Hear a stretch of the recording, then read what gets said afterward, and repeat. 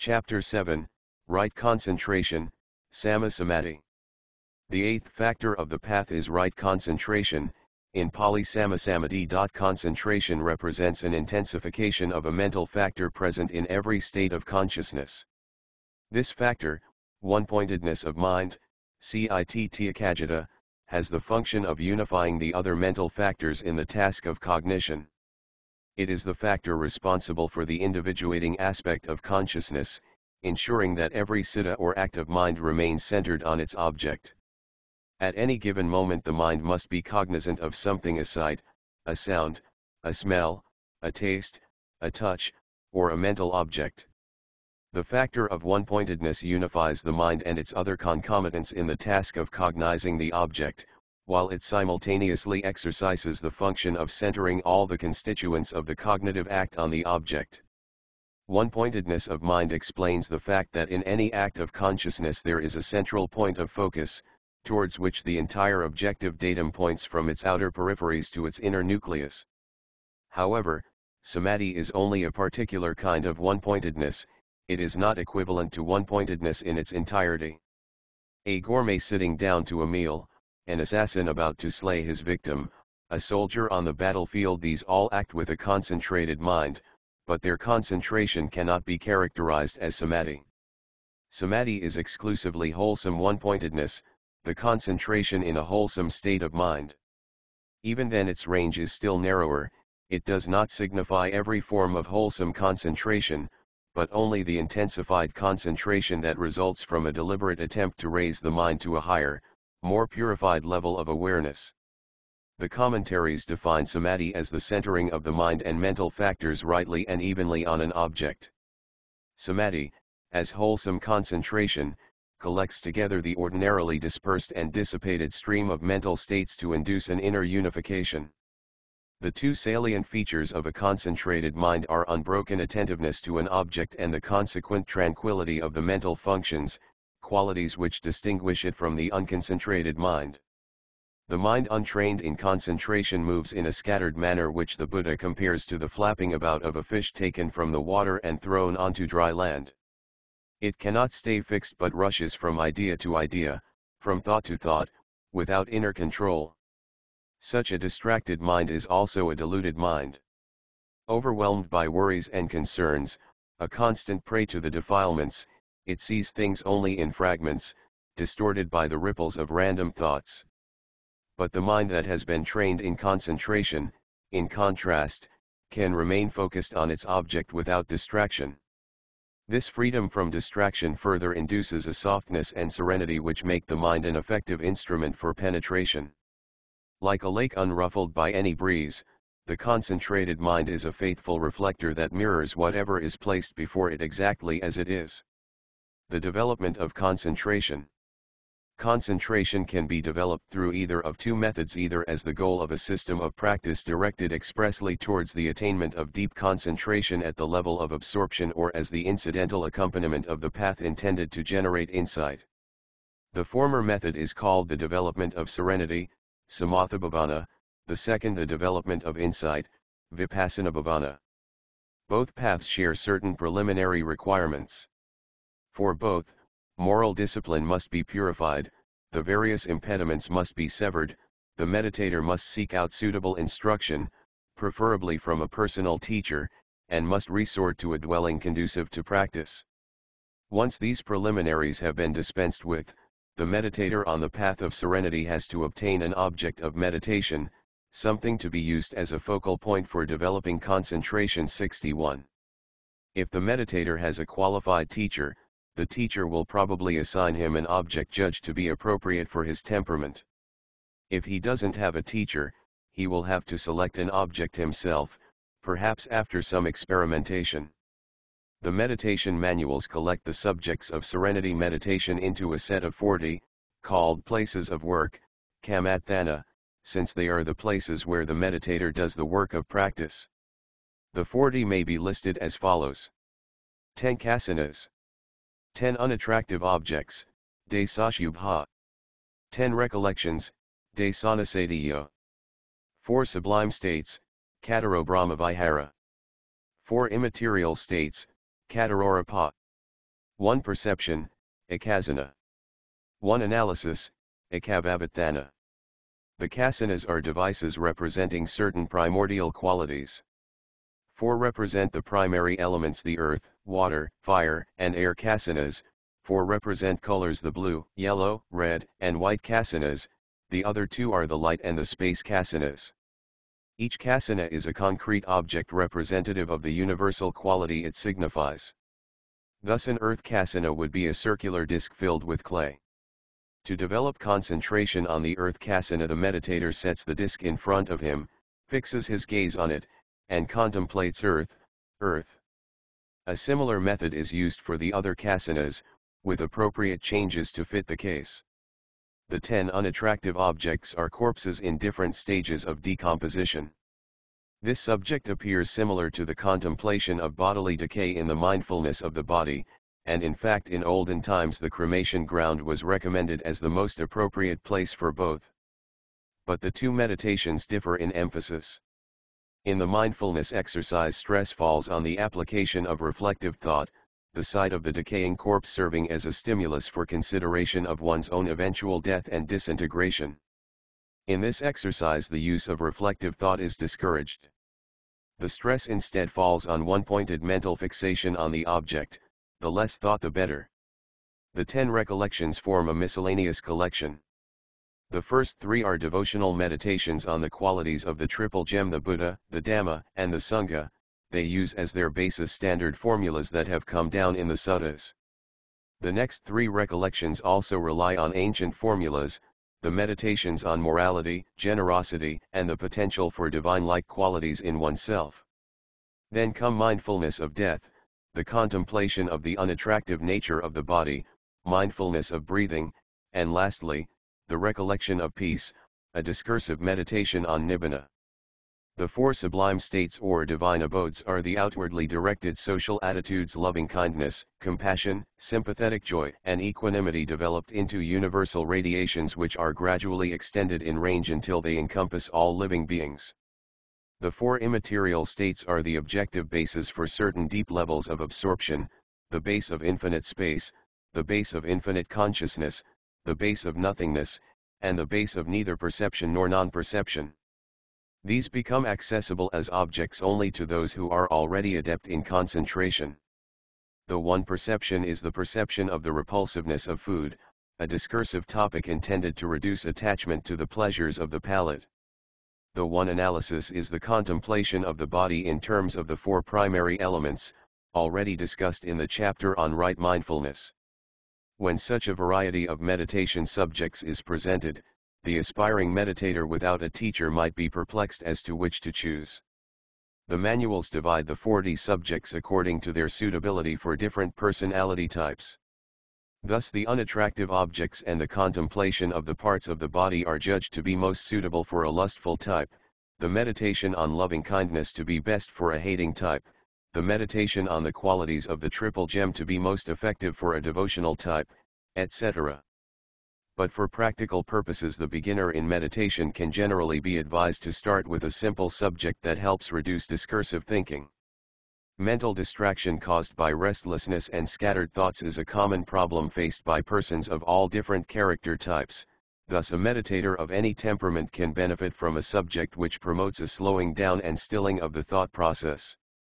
The subject generally recommended for its effectiveness in clearing the mind of stray thoughts is mindfulness of breathing, which can therefore be suggested as the subject most suitable for beginners as well as veterans seeking a direct approach to deep concentration.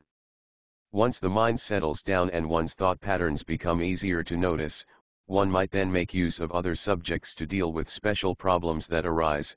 The meditation on loving kindness may be used to counteract anger and ill will, mindfulness of the bodily parts to weaken sensual lust, the recollection of the Buddha to inspire faith and devotion, the meditation on death to arouse a sense of urgency.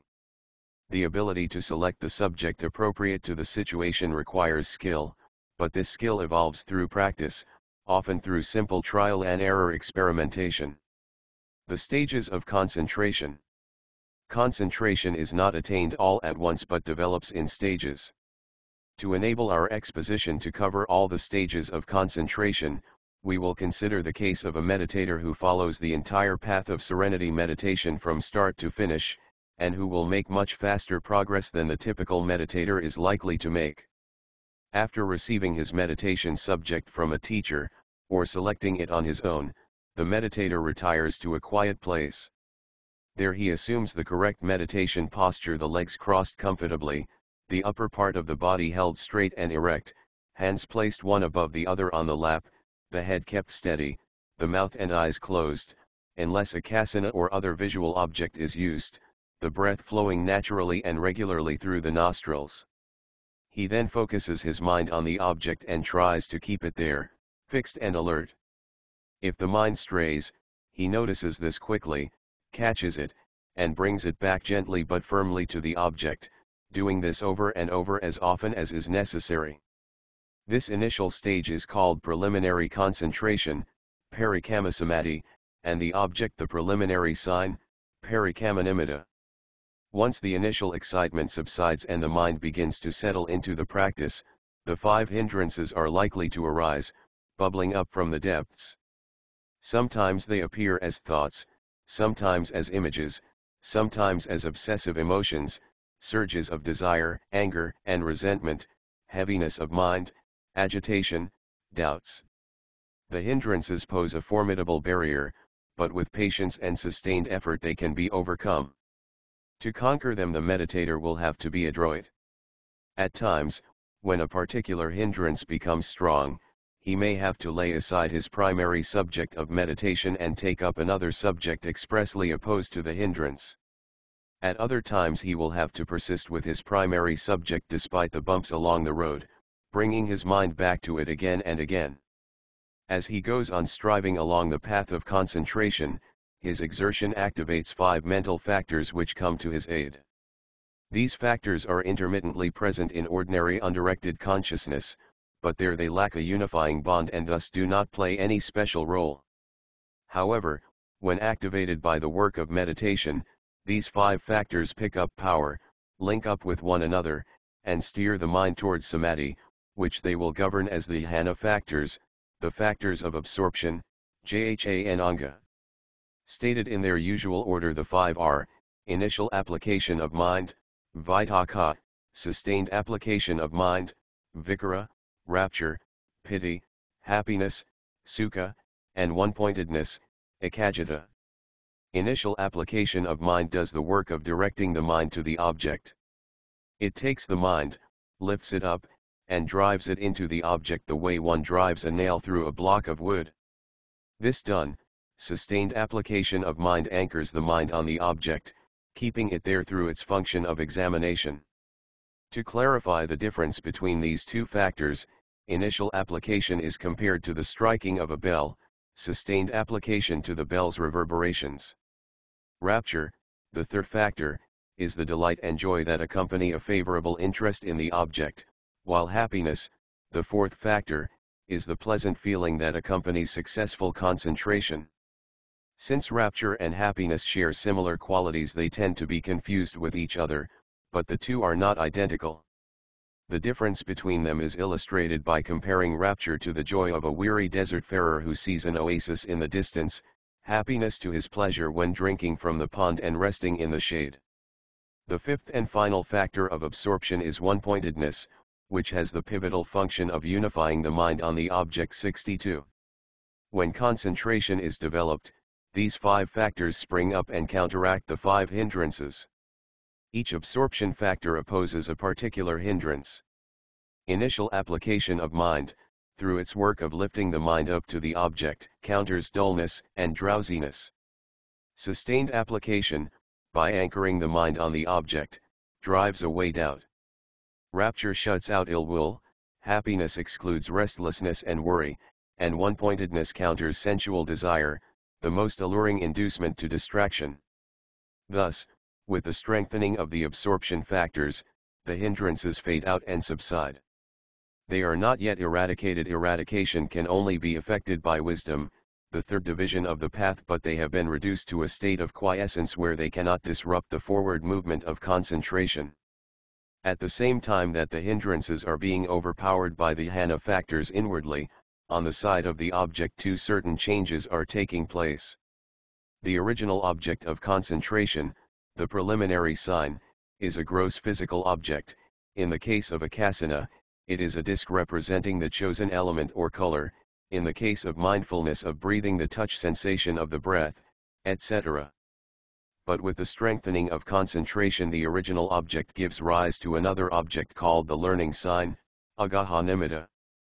For akasana this will be a mental image of the disk seen as clearly in the mind as the original object was with the eyes. For the breath it will be a reflex image arisen from the touch sensation of the air currents moving around the nostrils. When the learning sign appears, the meditator leaves off the preliminary sign and fixes his attention on the new object. In due time still another object will emerge out of the learning sign. This object, called the counterpart sign, patibhaganimitta, is a purified mental image many times brighter and clearer than the learning sign. The learning sign is compared to the moon seen behind a cloud, the counterpart sign to the moon freed from the cloud. Simultaneously with the appearance of the counterpart sign, the 5 absorption factors suppress the 5 hindrances, and the mind enters the stage of concentration called upakara samadhi, access concentration. Here, in access concentration, the mind is drawing close to absorption. It has entered the neighborhood, a possible meaning of upakara, of absorption, but more work is still needed for it to become fully immersed in the object, the defining mark of absorption. With further practice the factors of concentration gain in strength and bring the mind to absorption, appana-samadhi. Like access concentration, absorption takes the counterpart sign as object. The two stages of concentration are differentiated neither by the absence of the hindrances nor by the counterpart sign as object, these are common to both. What differentiates them is the strength of the jhana factors. In access concentration the jhana factors are present, but they lack strength and steadiness. Thus the mind in this stage is compared to a child who has just learned to walk. He takes a few steps, falls down, gets up, walks some more, and again falls down. But the mind in absorption is like a man who wants to walk, he just gets up and walks straight ahead without hesitation. Concentration in the stage of absorption is divided into 8 levels, each marked by greater depth, purity, and subtlety than its predecessor. The first 4 form a set called the 4 jhanas, a word best left untranslated for lack of a suitable equivalent, though it can be loosely rendered meditative absorption. 63 The second 4 also form a set, the 4 immaterial states, arupa. The 8 have to be attained in progressive order, the achievement of any later level being dependent on the mastery of the immediately preceding level. The 4 jhanas make up the usual textual definition of right concentration. Thus the Buddha says, "And what, monks, is right concentration? Herein, secluded from sense pleasures, secluded from unwholesome states, a monk enters and dwells in the first jhana, which is accompanied by initial and sustained application of mind and filled with rapture and happiness born of seclusion. Then, with the subsiding of initial and sustained application of mind, by gaining inner confidence and mental unification, he enters and dwells in the second jhana, which is free from initial and sustained application but is filled with rapture and happiness born of concentration. With the fading out of rapture, he dwells in equanimity, mindful and clearly comprehending, and he experiences in his own person that bliss of which the noble ones say, 'Happily lives he who is equanimous and mindful.' Thus he enters and dwells in the third jhana. With the abandoning of pleasure and pain and with the previous disappearance of joy and grief, he enters and dwells in the fourth jhana, which has neither pleasure nor pain and purity of mindfulness due to equanimity. This, monks, is right concentration. 64. The jhanas are distinguished by way of their component factors.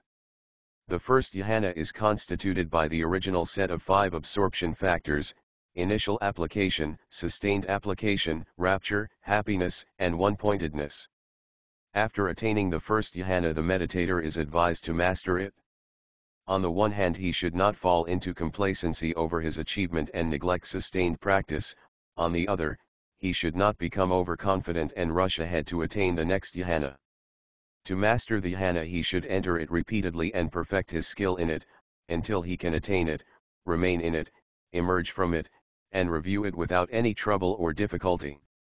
After mastering the first jhana, the meditator then considers that his attainment has certain defects.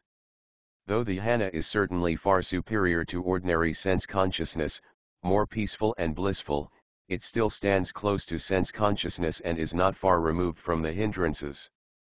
Moreover, two of its factors, initial application and sustained application, appear in time to be rather coarse, not as refined as the other factors.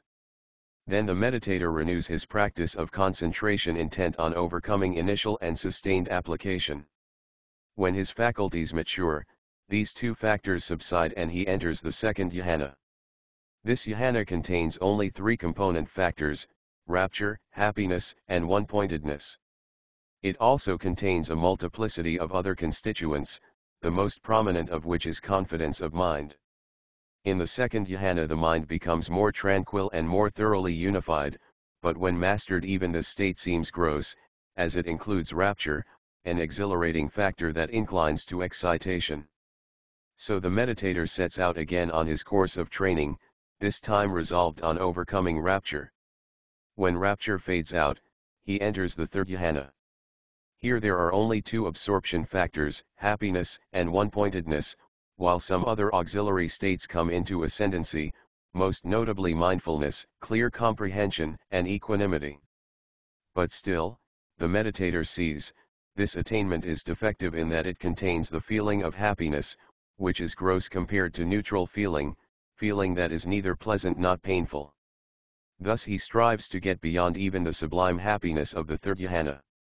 When he succeeds, he enters the fourth jhana, which is defined by two factors: one-pointedness and neutral feeling, and has a special purity of mindfulness due to the high level of equanimity. Beyond the four jhanas lie the four immaterial states, levels of absorption in which the mind transcends even the subtlest perception of visualized images, still sometimes persisting in the jhanas. The immaterial states are attained, not by refining mental factors as are the jhanas, but by refining objects, by replacing a relatively gross object with a subtler one. The four attainments are named after their respective objects: the base of infinite space, the base of infinite consciousness, the base of nothingness, and the base of neither perception nor non-perception. 65 These states represent levels of concentration so subtle and remote as to elude clear verbal explanation. The last of the four stands at the apex of mental concentration. It is the absolute, maximum degree of unification possible for consciousness. But even so, these absorptions reached by the path of serenity meditation, as exalted as they are, still lack the wisdom of insight, and so are not yet sufficient for gaining deliverance. The kinds of concentration discussed so far arise by fixing the mind upon a single object to the exclusion of other objects. But apart from these there is another kind of concentration which does not depend upon restricting the range of awareness. This is called momentary concentration, khanika samadhi. To develop momentary concentration, the meditator does not deliberately attempt to exclude the multiplicity of phenomena from his field of attention. Instead, he simply directs mindfulness to the changing states of mind and body, noting any phenomenon that presents itself. The task is to maintain a continuous awareness of whatever enters the range of perception, clinging to nothing. As he goes on with his noting, concentration becomes stronger moment after moment until it becomes established one-pointedly on the constantly changing stream of events. Despite the change in the object, the mental unification remains steady, and in time acquires a force capable of suppressing the hindrances to a degree equal to that of access concentration. This fluid, mobile concentration is developed by the practice of the four foundations of mindfulness, taken up along the path of insight. When sufficiently strong, it issues in the breakthrough to the last stage of the path, the arising of wisdom. Chapter 8, The Development of Wisdom. Though right concentration claims the last place among the factors of the Noble Eightfold Path, concentration itself does not mark the path's culmination. The attainment of concentration makes the mind still and steady, unifies its concomitants, opens vast vistas of bliss, serenity, and power. But by itself it does not suffice to reach the highest accomplishment, release from the bonds of suffering. To reach the end of suffering demands that the Eightfold Path be turned into an instrument of discovery, that it be used to generate the insights unveiling the ultimate truth of things. This requires the combined contributions of all 8 factors, and thus a new mobilization of right view and right intention. Up to the present point these first 2 path factors have performed only a preliminary function. Now they have to be taken up again and raised to a higher level. Right view is to become a direct seeing into the real nature of phenomena, previously grasped only conceptually. Right intention, to become a true renunciation of defilements born out of deep understanding. Before we turn to the development of wisdom, it will be helpful to inquire why concentration is not adequate to the attainment of liberation. Concentration does not suffice to bring liberation because it fails to touch the defilements at their fundamental level. The Buddha teaches that the defilements are stratified into 3 layers, the stage of latent tendency, the stage of manifestation, and the stage of transgression. The most deeply grounded is the level of latent tendency, Anicce, where a defilement merely lies dormant without displaying any activity. The second level is the stage of manifestation, Parayutthana, where a defilement, through the impact of some stimulus, surges up in the form of unwholesome thoughts, emotions, and volitions.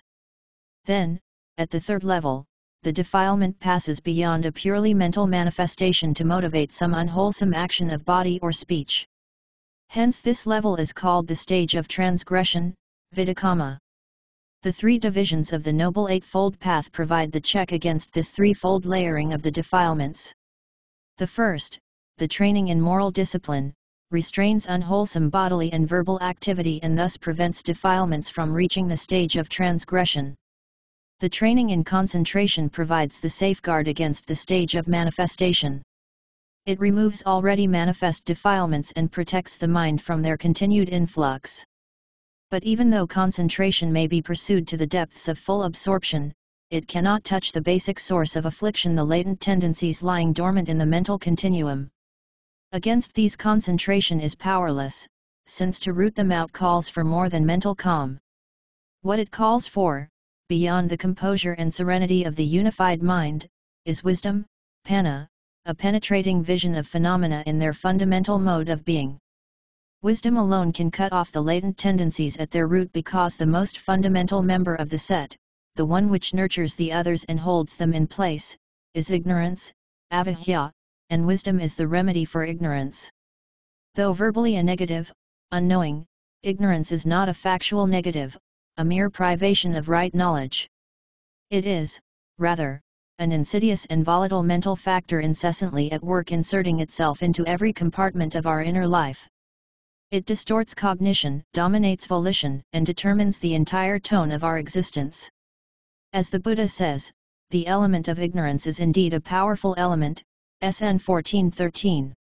At the cognitive level, which is its most basic sphere of operation, ignorance infiltrates our perceptions, thoughts, and views, so that we come to misconstrue our experience, overlaying it with multiple strata of delusions. The most important of these delusions are 3, the delusions of seeing permanence in the impermanent, of seeing satisfaction in the unsatisfactory, and of seeing a self in the selfless. 66 Thus we take ourselves and our world to be solid, stable, enduring entities, despite the ubiquitous reminders that everything is subject to change and destruction. We assume we have an innate right to pleasure, and direct our efforts to increasing and intensifying our enjoyment with an anticipatory fervor undaunted by repeated encounters with pain, disappointment, and frustration. And we perceive ourselves as self-contained egos, clinging to the various ideas and images we form of ourselves as the irrefragable truth of our identity. Whereas ignorance obscures the true nature of things, wisdom removes the veils of distortion, enabling us to see phenomena in their fundamental mode of being with the vivacity of direct perception.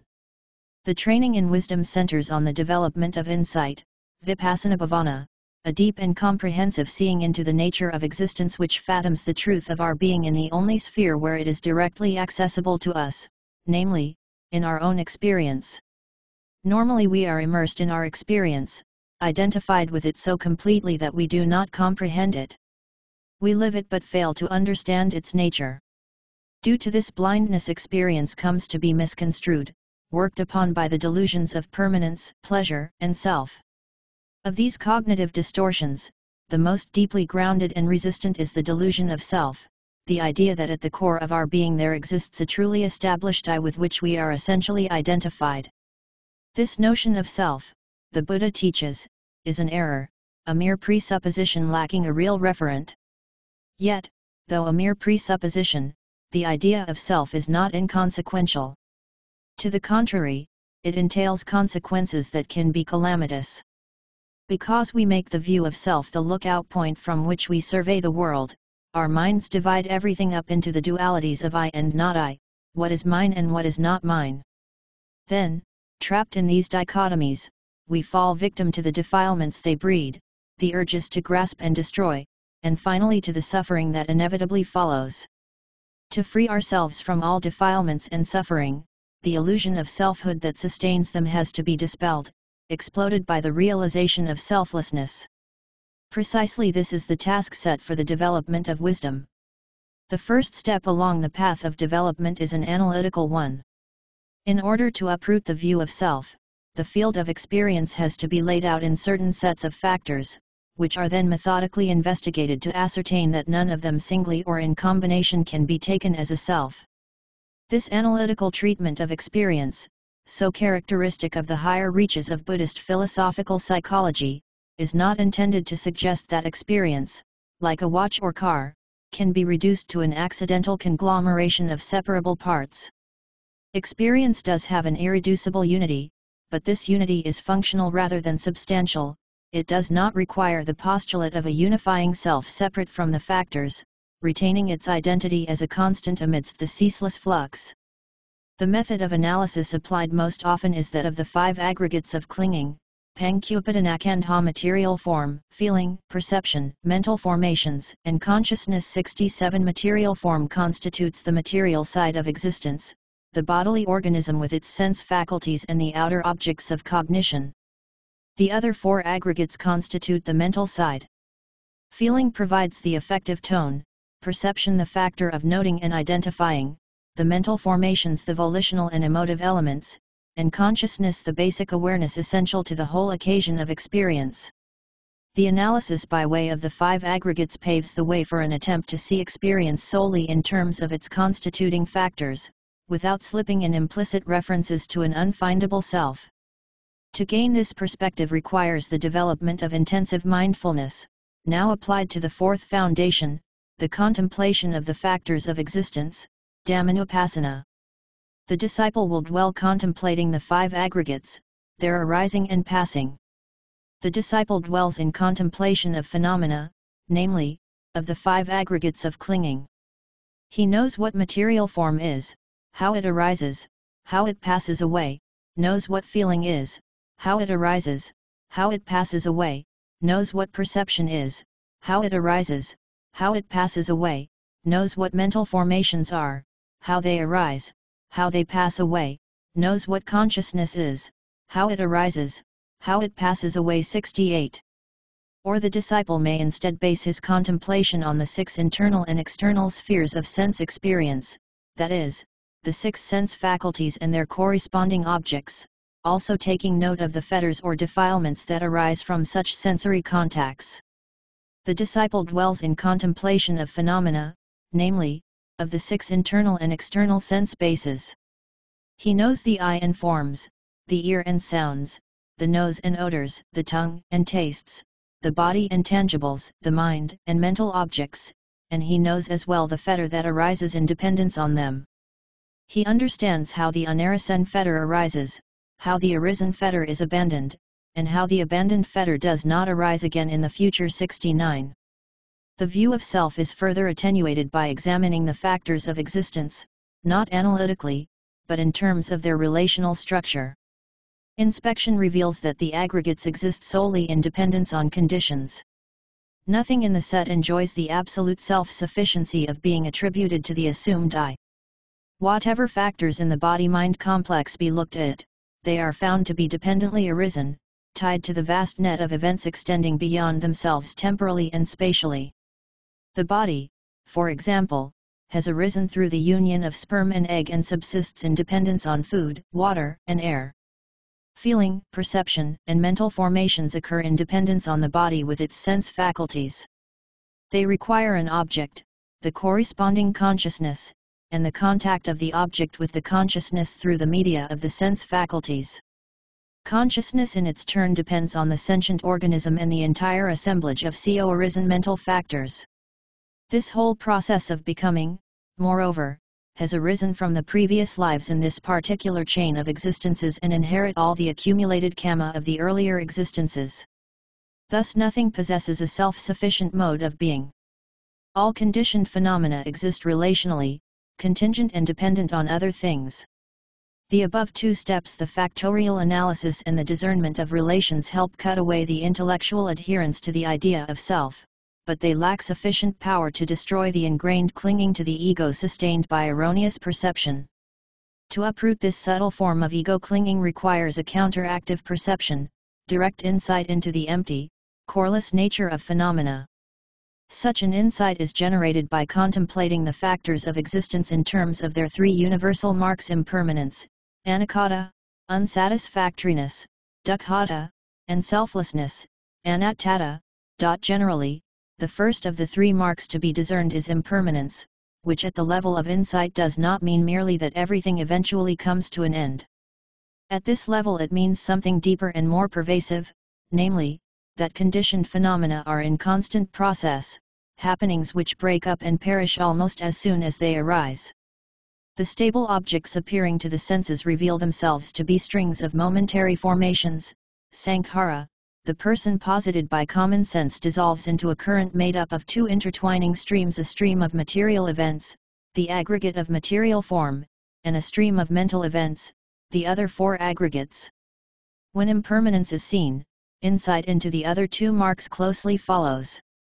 Since the aggregates are constantly breaking up, we cannot pin our hopes on them for any lasting satisfaction.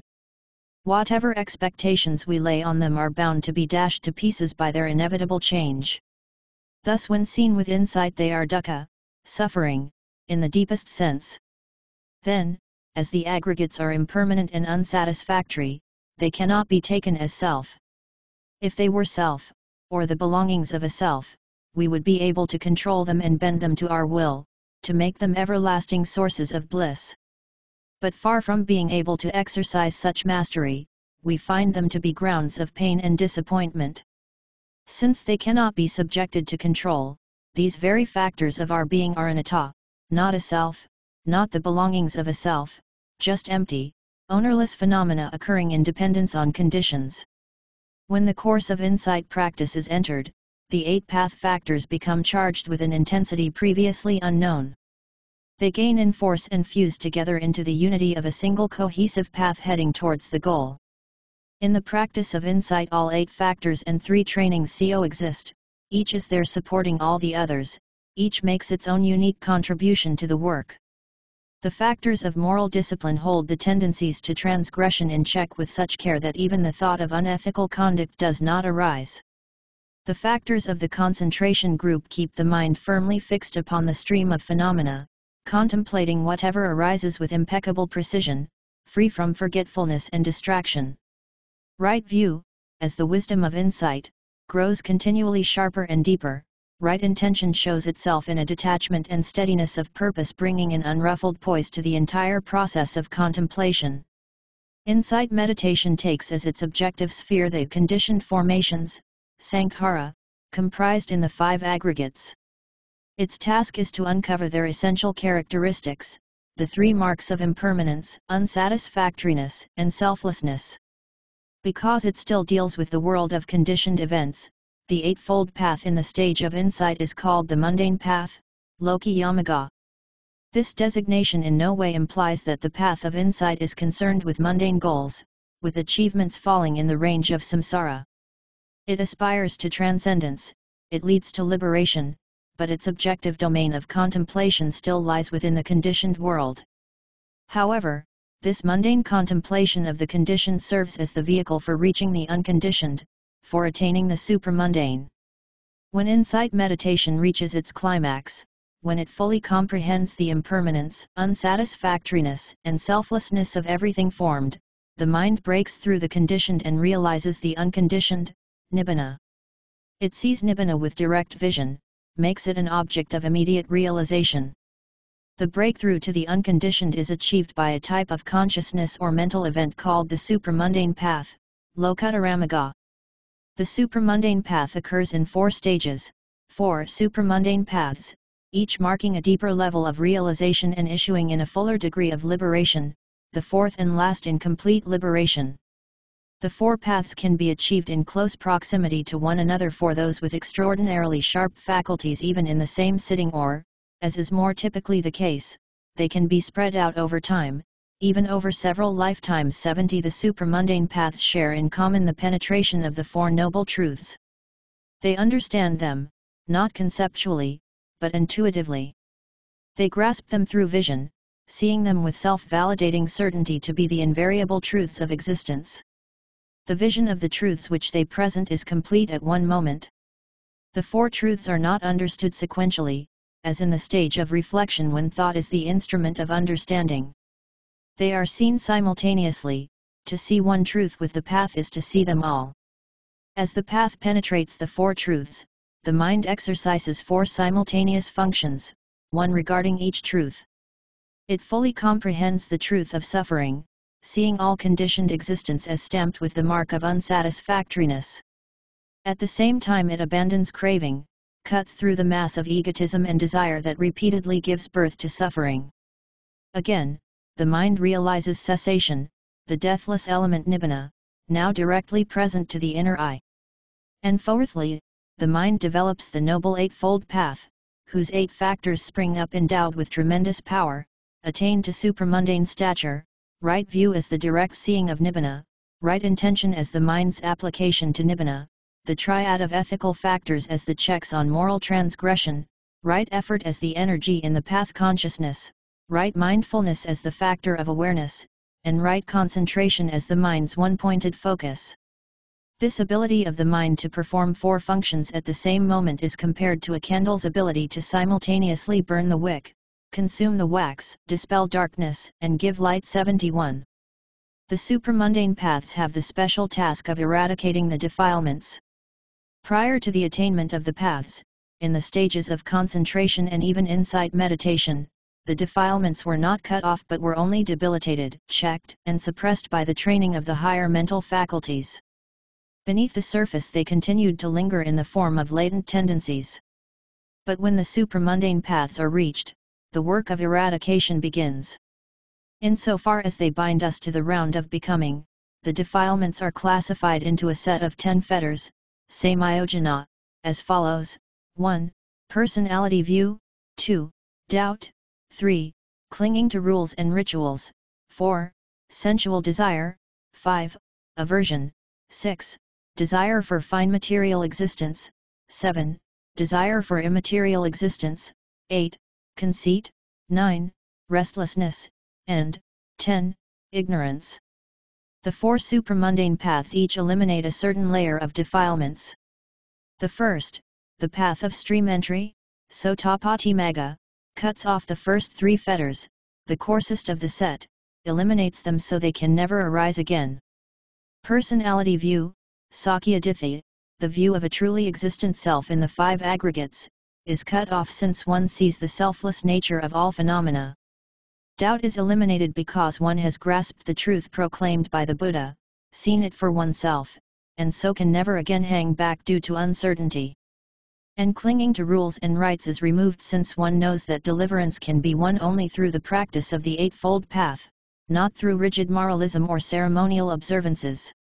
The path is followed immediately by another state of supramundane consciousness known as the fruit, phala, which results from the path's work of cutting off defilements. Each path is followed by its own fruit, wherein for a few moments the mind enjoys the blissful peace of nibbana before descending again to the level of mundane consciousness. The first fruit is the fruit of stream entry, and a person who has gone through the experience of this fruit becomes a stream enterer, sotapanna. He has entered the stream of the Dhamma carrying him to final deliverance.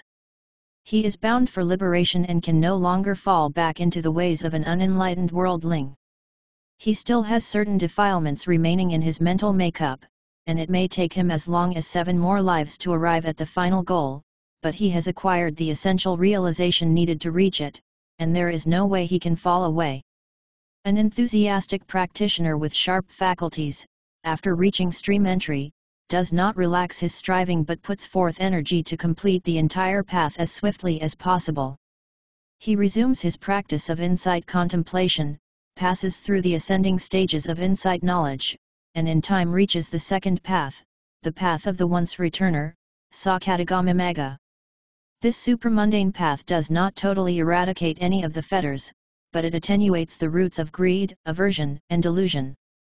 Following the path, the meditator experiences its fruit, then emerges as a once returner who will return to this world at most only one more time before attaining full liberation. But our practitioner again takes up the task of contemplation. At the next stage of supramundane realization he attains the third path, the path of the non-returner, anagamamaga, with which he cuts off the 2 fetters of sensual desire and ill will. From that point on he can never again fall into the grip of any desire for sense pleasure, and can never be aroused to anger, aversion, or discontent. As a non-returner he will not return to the human state of existence in any future life.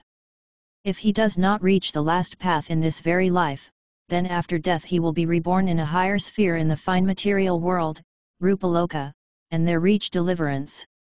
But our meditator again puts forth effort, develops insight, and at its climax enters the 4th path, the path of arahatship, arahatamaga. With this path he cuts off the 5 remaining fetters: desire for fine material existence and desire for immaterial existence, conceit, restlessness, and ignorance. The first is the desire for rebirth into the celestial planes made accessible by the 4 jhanas, the planes commonly subsumed under the name the Brahma world. The second is the desire for rebirth into the 4 immaterial planes made accessible by the achievement of the 4 immaterial attainments.